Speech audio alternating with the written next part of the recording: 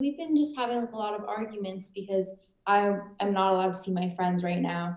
And I was just wondering how can we compromise on a way for me to have a social life while also like staying safe? Okay, well, let me ask you something. When you are aware of much more than your mother or I'm sure, of all of the technology that's available in terms of FaceTime and all the social platforms. And if you were with your friends, you're saying that you would observe social distancing. You would stay away from them, right?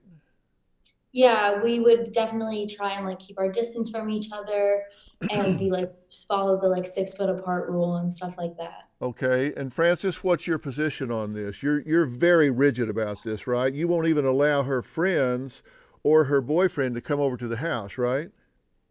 No, nobody can come in the house. She has a relatively new boyfriend who has come by and stood outside the house to say hello for a few minutes. Okay. But that's about it.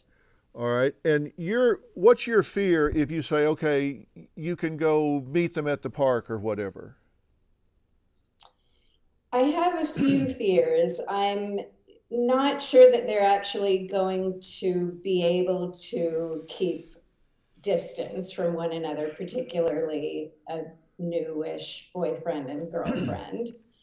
And I just don't really trust that people will tell the truth about their own exposures. So I'd like to keep control over the things that I know I can keep control over.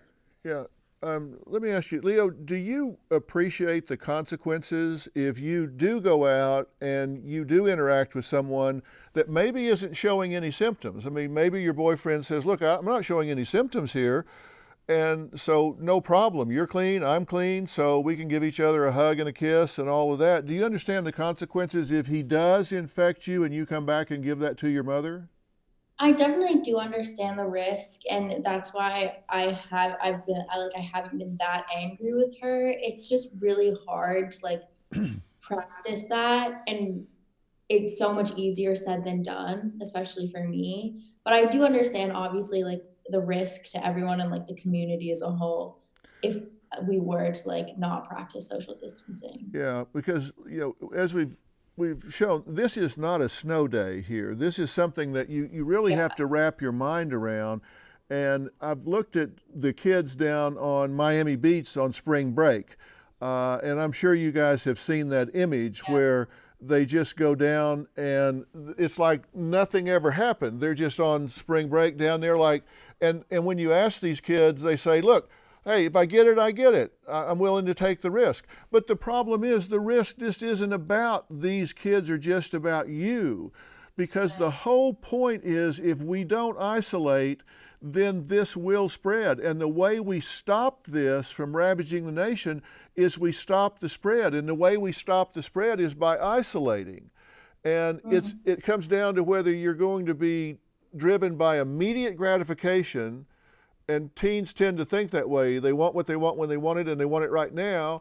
Or they're going to say, look, I recognize long term that if I give in to what I want and then I come home and make my mother sick or others around me sick, that's going to really make me feel bad because, frankly, they could die so you could go to the park. Are you really willing to take that risk? Yeah, and I understand that. It's just really hard to like sit at home and be alone for such a long period of time. And my online school hasn't started yet either. And is it going to get harder as Yes, to do the this for months weeks and go on? months. Well, but that's the reality we're in. Look, nobody wanted this, and your mother didn't want this. But, Francis, I'm just going to be very clear. I have to side with you here 100%.